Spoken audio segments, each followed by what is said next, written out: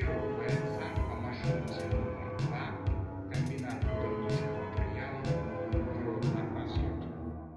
Усіх вітаю, шаноўнае спадарства, гэта падкаст «Утульны горад», а мяне завуць Даша, а сёння з намі раптам чалавек, якога вы ніколі не чулі, напэўна, але заўсёды адчувалі яго нябачную прысутнасць. Гэта спадар Алексей Шота. Добры дзень, спадар Алексей, скажыце, калі ласка, чаму я кажу, што нашы слухачы і слухачкі мусілі адчуваць вашу прысутнасць? Прывітанне. Я не ведаю, чаму яны павінны былі адчуваць. Можа, маглі здагадвацца, што там кожны выпуск бережна я сваімі ручкамі загружаю на хостинг падкастаўскі ці яшчэ штосьці такое.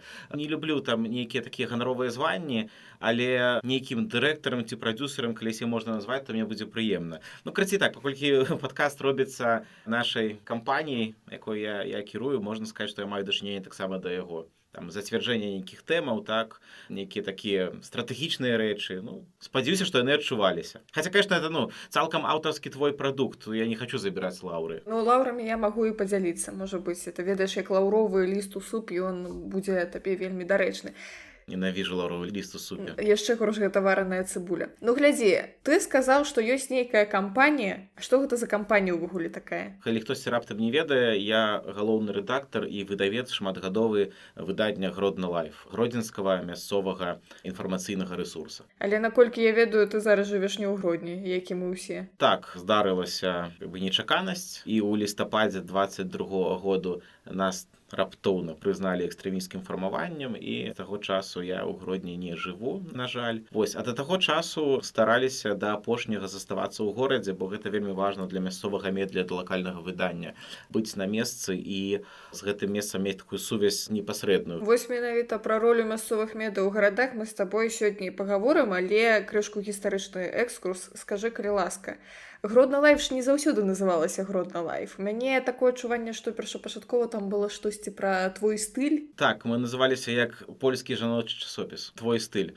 Это вельмі доўгая гісторыя, бо это насамрэч адно з самых даўніх вэб-медыа, электронных медыа Беларусі. Калі ўлічыць вось все рэбрэндынгі ці рэдызайны, нейкія змены, то мы працуем неперарвана з 2007 году. У прынцыпе, я персанальна таксама з 2007 году і звязаны з гэтым выданнем. Ну, раней там на нейкіх умовах фрілансу, потым уже рэдактарскіх, а цяпер уже кіраўнічых. Мы стаялі не ля вытокаў, конечно, беларускага інтэрнэту, байнету, але дзесьці там побач. Мы стаялі побач з крынічкай гэтай, глядзелі, як яно там усё выцякае. Раскажы, калі ласка, як гэтая гродзенская медыа ўвогуле ўтварылася? Як бы я чула аскепак гэтай гісторыя спадарні Ірыны Новік з катэгорыі, што яна была увогуле выкладальніцай, і тут раптам яна такая, а не стварыць нам медыа, і пабеглі ствараць медыа, не ведаючы, што гэта ўвогуле такое. Так бывае, калі нехта ўжо не чуў навучання гуру, а ведае толькі міфы і предания, да? Іра ад нас сусаснавальніц Гродно Лайф. У 2007 годзе, калі з'явіўся твой стыль, была такая сітуацыя, што мясцовыя медыі ў Гродні, да і наогул у Беларусі, яны былі пад вялікім ціскам.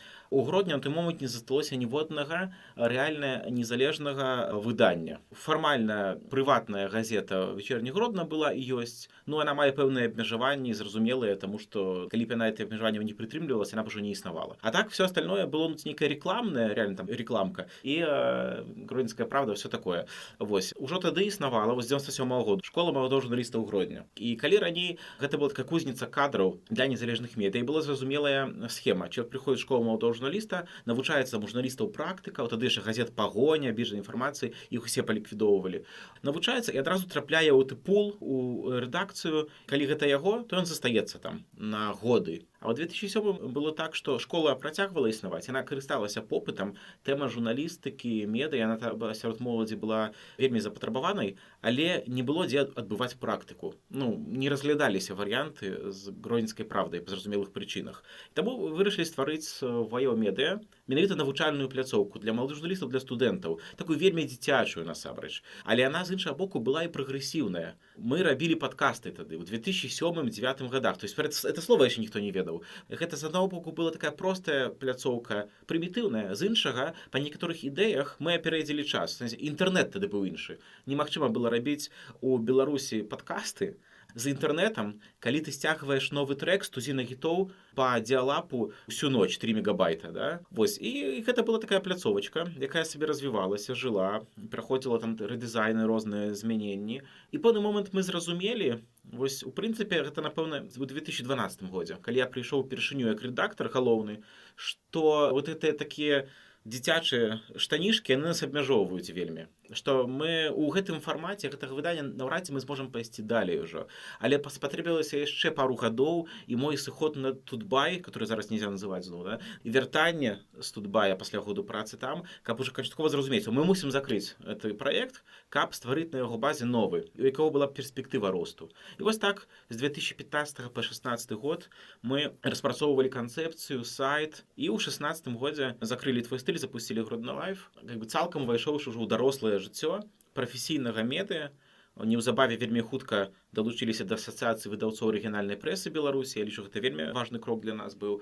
Пачалі ў розных конкурсах, там, прэс-клубаўскіх іншых выйграваць. Ну і все, карацей. Жыццё наладзілася. Я хацела зачапіцца за твою фразу про то, што ў 2007 годзе не засталося незалежных медыа. Скажем так, для людзей, якія нарадзіліся напрыканцы 90-х, на пачатку 2000-х. Ты можаш неяк коротенька абмаляваць, што ж тады адбывалася на беларускім медыарынку, таму што у мяне толькі ў галаве ёсць нейкі ўспамін пра закрыццё беларускай дзелавой газеты, што мяне гэта ў хаце абмяркоўвалі, а больш нічога як бы і не ведаю, што такое там адбывалася. Я з пункту гледжання спажыўца добра гэта памятаю, бо мой дзед, пакойны Тадеуш Тадеушевич, вельмі любіў газету «Пагоня», якую заснаваў Мікола Маркевіч у 92 годзе ў Гродні, і да закрыцця яе кожны тыдзень чытаў, хадзіў кіоск купляў.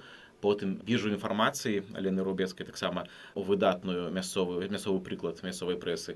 І вот мае школьныя часы, вось заўсёды была дома это незалежная прэса. Была яшчэ народная воля сярэдзічы таксама такая агульнанацыянальная. Вось 3 газеты былі заўсёды, таму как бы я добра памятаю, як яны выглядалі. Сапраўды вельмі якасная была журналістка на той час. І яна прыцягнула ўвагу, зразумела, улада ў кепскім сэнсе гэтага слова. Гэтыя выданні сабе дазвалялі шмат свабоды, бо как бы разумелі свабоду слова як каштоўнасць.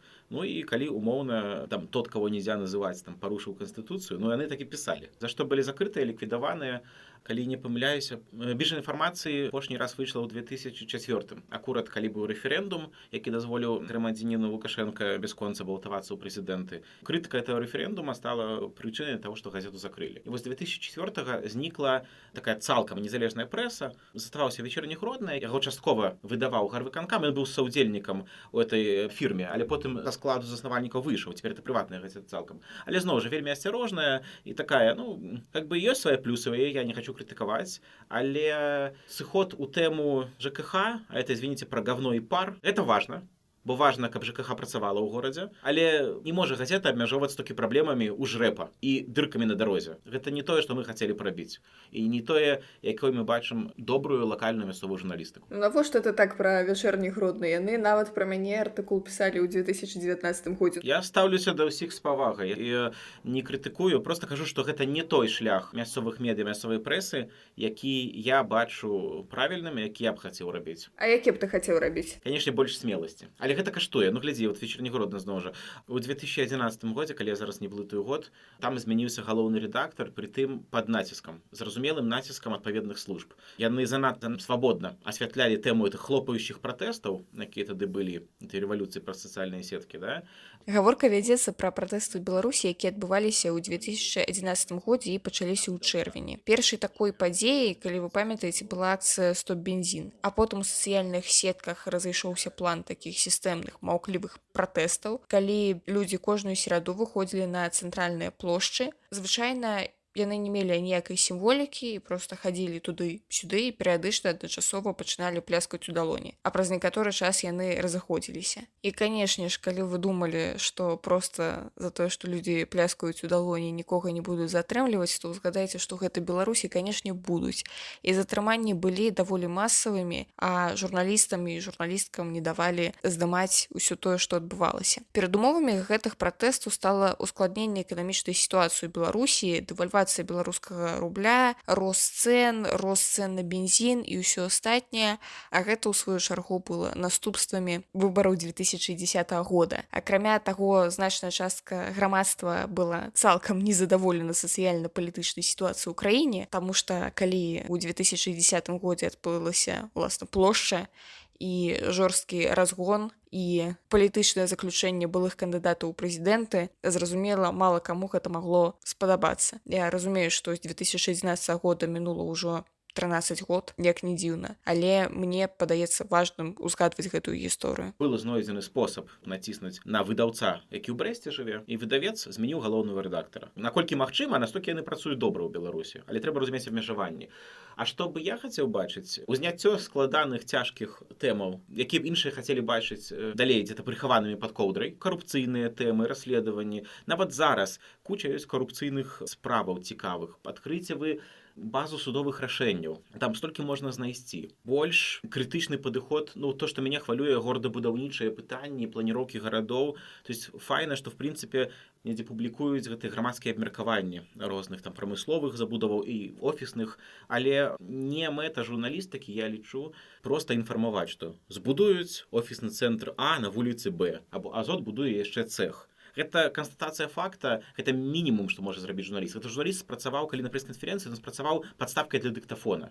А калі гэта нават не хадзіў на канферэнцыю, а взяў прэс-рэліза, зараз, на нейрасеткі зробяць лепей. То есть навошта трымаць 7 журналістаў в газеце, калі тую самую работу могуць зрабіць нейрасеткі граматней, ярчэй, а вось падняць праблему, што будаўніцтва гэтага цэха можа, але не абавязкова спрычыніцца да таго ці да іншага, што яно дасць. Яно дасць работу, крута, што дасць работу там 300 чалавек, але ці выкіды павялічыцца на 30%, павялічыцца, хто ад этого памрэ, будзе больш захворвання на рак, куча пытанняў, якія трэба задаваць. Тое самае з будаўніцтвам тых раёнаў, зараз там з Каложай вельмі это возбудзілись, наконт будаўніцтва раёна Залаты, каля вуліцы Каліноўскага, там цёткі і Вяседняй. І такія пытанні уздымаць, а не толькі інфармаваць. Таму, што мне не падабаецца ў сённяшнім інфармацыйным ландшафце Гродна, усіх тых сайтаў, бо ён вельмі гэты ландшафт такі буйны, хапае розных там сайтаў насамрэч, у іх добрая наведвальнасць, але мяне абурае просто факт, што это канстатацыя факта. Возьмите вы хоць нейкага эксперта, параўнайце лічбы, можна столькі цікавых тэндэнцый знайсці, да?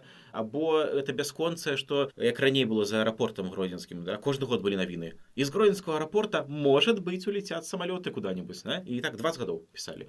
Зрабіце вы матэрыял пра то, як 20 гадоў абяцанні не спраўджваюцца. А ў нас, на жаль, абмяжоўваюцца самым простым канстатацыяй факта. Гэта не журналістыка. Тады пытанне, ці ўвогуле ў Беларусі засталася тая журналістыка і ў Гродні ў прыватнасці? У Беларусі засталіся журналісты, засталіся выданні яшчэ, у тым ліку рэгіянальныя, якія яшчэ працуюць цалкам афіцыйна, не ліквідаваныя, не закрыты. Іх все менш. Працуюць на нецяжкіх умовах, мусяць асцярожна вельмі падыходзіць. Некаторыя тэмы могуць не падымаць, але ўсё роўна засталіся, не ў Гродні, на жаль, але засталіся ў Беларусі неблагія яшчэ медыарэсурсы. Большасць была вымушана выехаць, але збольшага яны ўсе працягваюць сваю працу таксама. Прям такіх гучных закрыццяў пакуль не было. Это стогны ёсць, пачынаючы з рэформ-бай, які там такі усім паказаў зялёнае святло, што можна стагнаць, што вялікая праблема недафінансавання, вялікая праблема разрыву з аўдыторыяй, з крыніцамі, але все так ці інакш гэтыя праблемы стараюцца пераадолець, і я лічу, ў нашых умовах пераадольваюць датна. У цябе вельмі аптымістычны погляд, таму што я наадварот чула меркаванне пра тое, што вось тая ж гісторыя з рэформ-бай, гэта тэндэнцыя пра тое, што яшчэ пару год і ўсе мы пойдзем з торбамі працаваць кудысьці прадаўцамі ў бедронку. Так я таксама так думаю. Ты ж не спыталася праз 2-3 гады, што будзе, ты пра сённяшні дзень. А праз 2-3 гады, канешне, у нікога не застанецца. Я заўсёды прытрымліваюся максімальна песімістычных поглядаў на жыццё. Карацей, ты радуешся таму, што можна прыемна здзіўляцца. Пакуль мы яшчэ ўсе не пайшлі з торбамі працаваць у бедронцы, у мяне да цябе пытанне. Вось у 2007 годзе, калі не застаецца нармальных друкаваных выданняў, з'яўляецца сайт «Твой стыль», мне падаецца, што ў гэты перыяд увогуле з'яўляецца такая-сякая інтэрнэт-журналістыка ў Беларусі. Як гэта адбывалася менавіта ў Гродні, раскажы, калі ласка. Пачала з'яўляцца інтэрнэт-журналістыка, і ў Гродні тады ўжо буйна пачала расквітаць. Былі два блогі, да, блог Гродна.нет і С13. Это все проекты, калі не памыляюся, 2005-2006 гадоў. Я зараз дакладна не могу сказаць, які ў якім годзе з'явіўся. Быў яшчэ мабільны мандарин, трэці. І было такое тріо, да якого потым далучыўся твой стыль. І блог Гроднанет спачатку быў такім асноўным блогам. Ну, это, конечно, шмат у чым перадрукі былі іншых выданняў, але ён падаваў нейкія такія сацыяльныя тэмы, быў больш цікавым. С13 быў такі больш забаўляльным, і там былі просто часам заўвагі нейкія самога Сергея Чаботькі, нязменнага уласніка і галоўнага рэдактара гэтага ресурса. Кшталту, я проехал на автобусе номер 3, увидел за окном там выдру на улице. Ну, это я зараз балды придумал, але, ну, такого кшталту, да. Ну, и некие такие забаўляльные. Ну, и мобильный мандарин, я уже не памятаю, что там было. Фішка в тым, что его был хіба у адзінага нормальная мобильная версия на той момент, хотя тады яшчэ какой мобильный интернет, про что вы кажете. Потым была умоўная сделка века, в гродзенскім конкретно интернете. Блог Гроднанет сышоў у нікуды, пальму первенства захапіў С13, трансформаваўшыся ў такі вот гарадскі сайт про падзеі. Ну і з таго часу пачаў развівацца. У іх з'явілася афіша, вельмі добрая раней, цяпер не знаю, не карыстаўся, давно на такі ў Гродні жыў. Аб'явы нейкія, дадатковыя сервісы пачалі прыкручвацца. Ну і С13 жыў у асноўным за кошт каментаў. У іх была вельмі дзікая лента каментаў з вельмі злобнымі каментатарамі. Там была 0 цэнзуры. Калі ты трапіў на С13, все, табе не пашанцавала. Там будзе 150 каментаў пад навіной пра цябе, дзе цябе змешаюць з дзярмом. Нашы агульныя знаёмыя туды траплялі і падвергаліся жорсткаму булінгу. Пэўны час было так, што С13 быў адзіны, але насамрэч заўсёды такія ці іншыя праекты былі. Быў такі праект Пауза Бай пра адпачынак у Гродні, больш такі лайфстайл, где-то сезон 2 пражыў і знік. Быў 015 па франшызе такой украінска-расійскай, цяпер не знаю, хіба цалкам ужо расійская эта франшыза. Ну, ён таксама ўжо не існуе, да? Але ён доўгі час пражыў і нават даволі паспяхова на рынку рэкламным Гродна існаваў. І нават яны рабілі медыяжурналістыку, яны спрабавалі рабіць свае матэрыялы. Не заўсёды я з імі згодны быў у плане якасці гэтых матэрыялаў, але гэта моя прыватная штука. А так яны рабілі добрую працу, менавіта аўтарскую. Быў у Вогсбай, все о Гродно сегодня, Вогс.бай. Такі таксама хуткія навіны. Яго ствараў небезызвестны Руслан Числавович Кулевич, галоўны рэдактар, заснавальнік аднаго тут польскага медыа Мост, магчыма, вы чулі. Гэта такі вот, хто існаваў, яскрава выстреліў, але з розных прычын сышоў з рынку.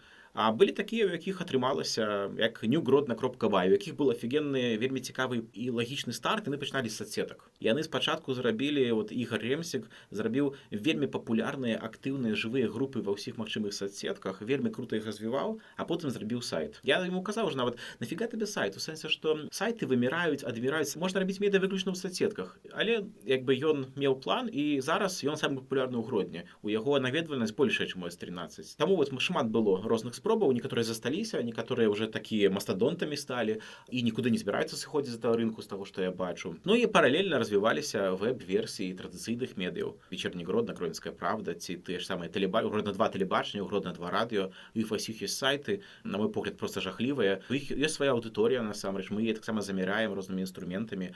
Дагэтуль у Гродні вялікая разнастайнасць медыа, вялікая канкурэнцыя. Нават калі зараз хтосьці ў сённяшніх умовах цяжкіх захоча зайсці на рынак медыа ў гродзенскіх, ён сустрэнецца з жорсткай конкуренции. Мало в якім регионе Беларуси такая. Я думаю, что нигде. Мое меркаванне, самая жорсткая конкуренция на региональном рынку это ў Гродні. А вы, дарэчы, раскажы крышку гэтыя ваши паддыванковыя гульні. У мяне такое адчуванне, што ты усіх асабіста ведаеш, хто з кім, якім чынам і ўсё такое. Можа быць, ёсць у цябе нейкая, не ведаю, інсайдерская інфармацыя пра тое, што а вось з гэтымі чувакамі мы сябравалі, а з гэтымі у нас усю дарогу былі змаганні. Я занадта шмат ведаю. Наконт сябравалі ці канкуравалі. Збольшага канкуравалі заўсёды. Я такі чалавек жорсткі, хто мяне ведае, я ніколі не саромеўся. Калі кані з вечерніх Гродна надрукаваў на передавіцы газеты «Сладко ли жить в стране дешевого кофе?» Я там про Польшу артыкул на разворот. Это было гадкоў, может, 10 таму. І кшталту, што у Польшчы там у садкі немагчыма дзіця запісаць, і наогул все кепска, і толькі кава танная, это адзіны плюс Польши, а ў астатнім там як бы нищета. Ну, карацей, такое вельмі дзіўны матэрыял. Я, конечно, адразу пашоў у Facebook, зрабіў такі жорсткі пост, там под 150 каментаў сабралі, разнеслі, і ў выніку прыйшоў адзін з журналістаў вечерняго Гродна в каменты і напісаў: «Лёша, пошел ты на...» Это был один аргумент, які змаглі яны прыдумаць. Да, тое самае з С-13. Я некалькі разоў вельмі адкрыта казаў, што лічу как бы іх працу гаўном. Ну, калі яна такой была. Гэтыя медыі існуюць гадамі. І калі ён робіць хорошую працу, іх бывае хорошая праца, я ніколі не саромеюся і не шкадую пахваліць. Таму, скажам, у нас заўсёды былі вельмі канкурентныя адносіны, але канкурентныя здаровыя. То есть никаких подлянак. Ну, ніколі не было такого, што я замовіў у нейкіх кул-хацкеров там DDoS-атаку на сайт конкурентаў. Хаця, ну, это ж недорага насамрэч. Не было такого, што нас там гнабілі вось калегі ці мы калег. Крытыкавалі і сварыліся выключна па справе і выключна па прафесійных пытаннях, якія у нас маглі быць вялікія рознагалоссі. Прафесійна, эстэтычна, давай так назовем. Наконт рэдакцыйнай палітыкі, якім чынам матэрыялы і ваша непасрэдная праца маглі ўплываць на горад? Ёсць канкрэтныя прыклады. Я адразу скажу, што калі мяне пытаюцца пра прыклады ўплыву на горад мясцовых медыа, я заўсёды даю прыклад С-13. Была нейкая гадавіна Янкі Купалы хіба. Ці Купалаўскага універсітэта. Сэнс у тым, што каля Купалаўскага універсітэта там стаіць бюст Янкі Купалы. І он быў весь абсраны голубямі. Весь белы просто. Ну, С-13 просто была публікацыя, фотка. Вот, глядзіце, сёння юбілей, вось Янка Купала. Праз гадзіну яго адмылі да блеску. Уплыў нейкага мясцовага гарадзенскага блога на канкрэтныя рашэнні чыноўнікаў. Адразу адправілі мыць. І такога у нашай гісторыі шмат было. Мы, напрыклад, вельмі любілі гуляцца ў звароты да чыноўнікаў, то ж петыцыі называлі часам, звароты групавыя. І канкрэтны вынік у 2016 годзе мы напісалі зварот у гарвыканкам і сабралі дастаткова шмат подпісаў, каб павесіць на гарадскіх вуліцах шыльды з гістарычнымі назвамі вуліц. Таму што мы разумеем, што ў сённяшняй Беларусі, нават у тыя вегетарыянскія часы, 10 гадоў таму, нерэальна зрабіць, каб змянілі назву Свердлава, ці Урыцкага, ці якіх іншых гэтых чырвоных там катаў, нейкіх абсолютна незразумелых людзей для Гродна, нават ладна, без ідэалогіі тут. Але мы вырашылі, што можна зрабіць кампрамісны варыянт, каб гарвыканкам павесіў шыльды з гістарычнымі назвамі. Мы запусцілі петыцыю, гарвыканкам прыслухаўся, і это было рэалізавана. Была ідэя падобная, з якой мы ішлі да гарвыканкама пра стэнды, такія п'юпітары з турыстычнай інфармацыяй. Гэта зрабілі потым как бы без нас, але відавочна, што часткова пад нашым уплывам. Мы вельмі актыўна былі ў турыстычнай сферы. Гэта пытанне тады без віз першы толькі пачаўся. Нашы многія героі, чытачы, эксперты, вот былі гісторыкі, краязнаўцы, экскурсаводы. Много хорошых работ было зроблена. Крыўдна, што не паспелі з каралевай Бонай. Для нас заўсёды важная была тэма нейкая такого жаночага прадстаўніцтва. Ну, это для Іры Новык перадусім, але агулам у рэдакцыйнай паліцыі таксама. Мы рабілі такія матэрыялы кшталту, што у назвах вуліц гродзенскіх мала жанчын. Да? Кнігу ж выдалі гарадзенкі, я лічу выбітную абсалютна кнігу двухбаковую, такой вельмі унікальны прадукт для Беларусі. І мы хацелі, каб была ўшанавана ў горадзе каралева Бона. Ну, пра каралеву Бону там кажуць нейкія такія недарэчныя штукі, типа отравительница, там, невестку убила, ну, полная чушь, короче, нічого не звязана з гісторыяй, да? А то, што она была геніальным кіраўніком, менеджером в плане эканоміі, што яна нарэшце дазволіла каралеўскім эканоміям грошы зарабляць, што она была такая дзяржаўніца, у добрым сэнсе слова, государственница, не так, як зараз кажуць. І для Гродна зрабіла шмат. Мы вельмі паспяховую правялі кампанію праз гарвыканкам, які пагадзіўся, што файна было б шыльду павесіць у годар каралевы. Мы размаўлялі з італьянскай амбасадай, і фактычна мы мелі ўжо амаль гатовы варыянт, што італьянская амбасада дасць нам не Гродна Лайф, гораду.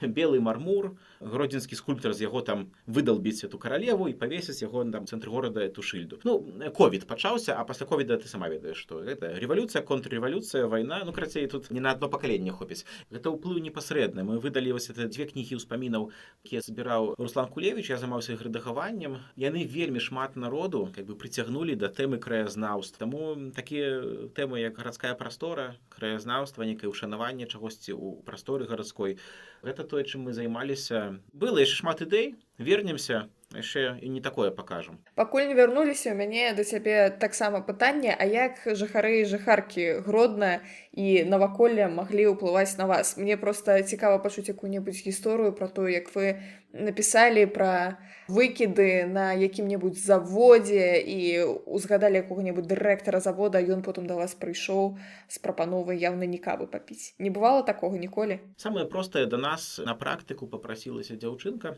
студэнтка журфака БДУ, мы яе ўзялі. Яна зрабіла ў рубрыцы «Меркаванне». Там чётка было напісана «Меркаванне», выразна. Філетончык, што ў гродзенскіх кінатэатрах няма чаго глядзець. Ну і за гэта меркаванне Гродна аблкіна відэапракат в 2017 годзе падаў на нас у суд. за то, что мы деловую репутацию порушили ихную. У выніку яны проиграли. То есть это были часы, калі чыноўнік, это целый сенатор быў тады, ці былы сенатор уже тады, Юрий Алексей, человек без прозвища, як мы смеяліся, прозвище Алексей. І он проиграў. Пасля чаго заўсёды, калі сустракаў мяне, ці Руслана нашага, напрыклад, у горадзе, ён заўсёды з вялікай павагай спыняўся: Алексей, здравствуйте, как дела, что там слышно, реклама идет, как ваши медиа? Ну, то есть зусім змянілася стаўленне, потому что его поставили на место у суде. Іншая гісторыя, памятаеш, можа, это было 18 ці 19 год, 19, потому что были выборы тады, мясцовыя, здаецца. Не, у 19-м были парламентские, у 18-м были мясцовые. Ты памятаеш, бачыш, ну, ты маладая яшчэ.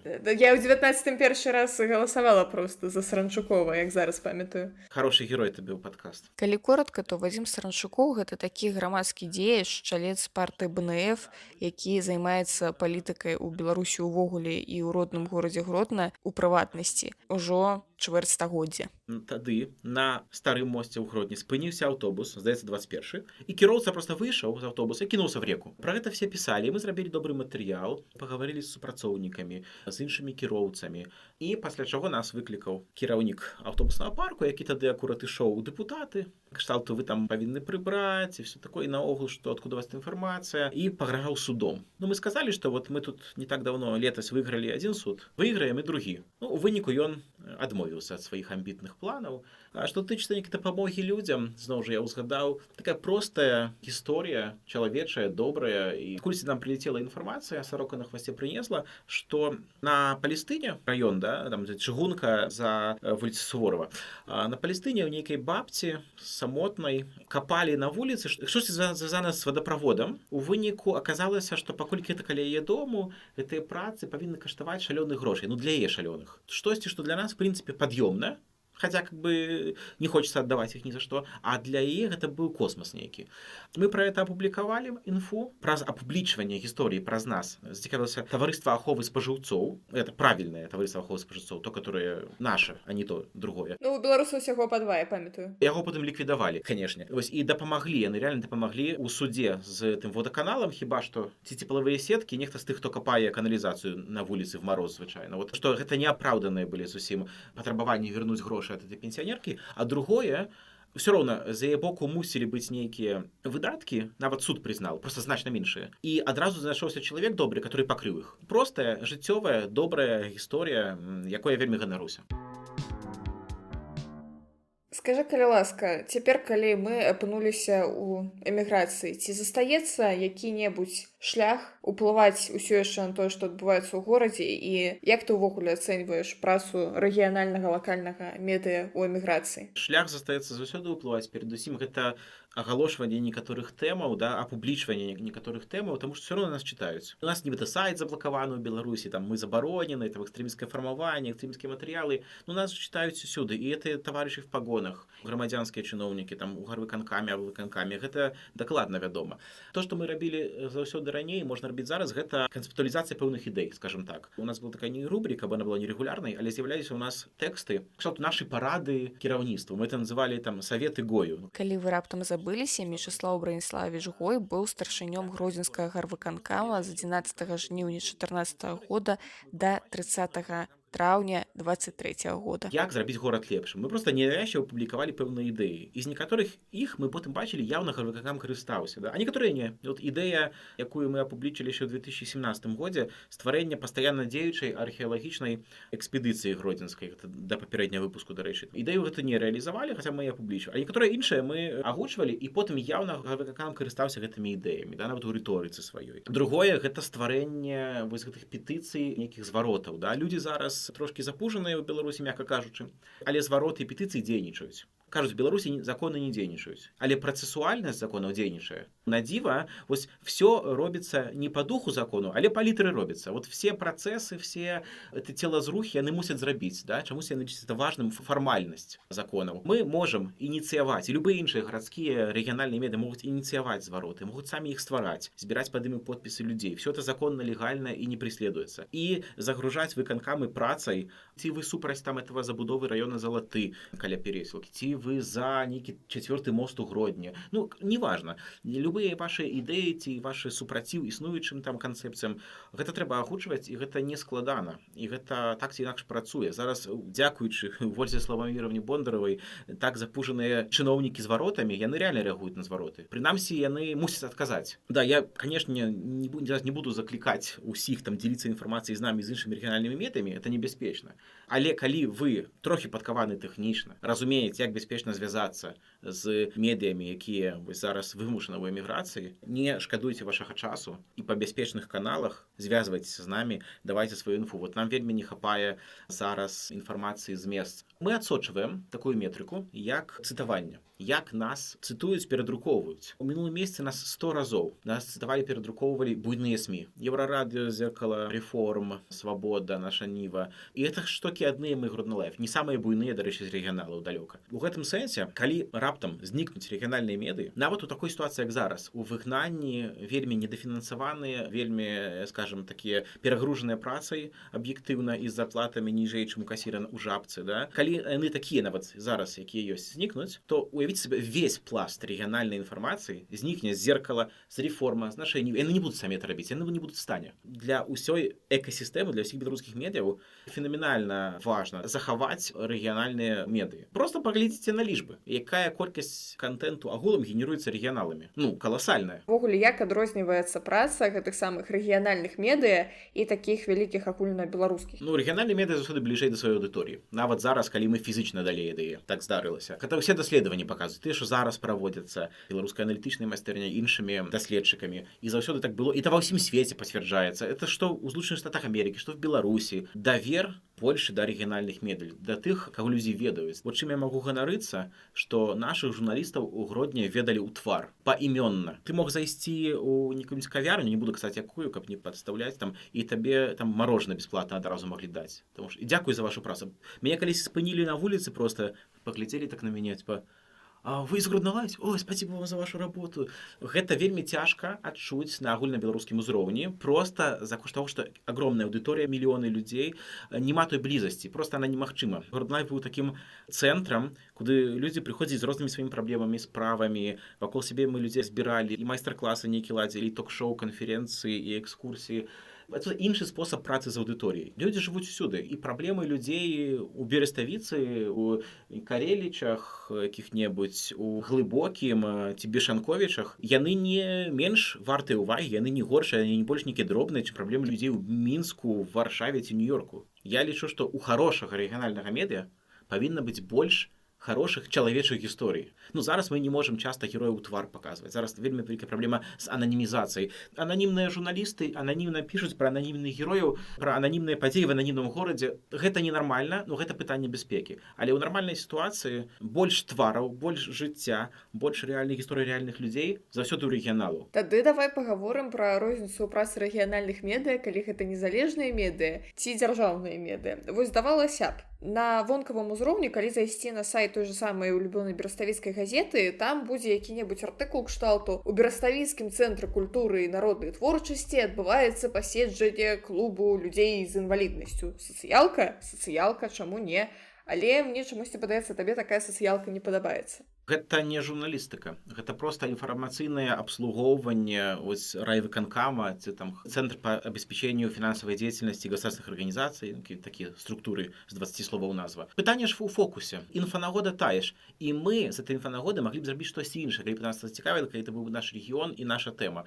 Ну вот, ёсць там людзі там з інваліднасцю, якія там для іх хтосьці штосьці робяць. Так напішыце хто, што, дайце імёны. І самае галоўнае, раскажыце гісторыю пра канкрэтнага чалавека. Это такія простыя крокі. Першы курс журфака. Я не знаю, чаму это не робяць. Нават у межах сваіх гэтых дзяржаўных медыа, бяспечна, у межах свайго наратыву, свайго этого дзяржаўнага ўсяго дыскурсу, што так все хорошо в Беларусі, і вот мы тут счаслівы. Так зрабіце просто якасна гэта. Праз чалавечую гісторыю падысці, хороший фічер з пачаткам канцом. Ну, тэхнічная штука. Я выкладаю, я трэнер па медыях шмат гадоў таксама ўжо. Гэтаму можна навучыць. Па вялікім рахунку, добра рабіць журналісцкую справу можна навучыць нават, напэўна, малпу. Просто трэба вельмі шмат упорства і доўга вучыць. Ну, у меня такое адчуванне, што просто нікому не трэба. Дзяржаўных медыа робіцца таму, што трэба. У тых ёсць паказчык, трэба зрабіць там 10 артыкулаў. Вот яны пішуць 10 артыкулаў. Слухай, ну давай на завяршэнне такое пытанне, на якое я ўжо ведаю адказ для самой сябе.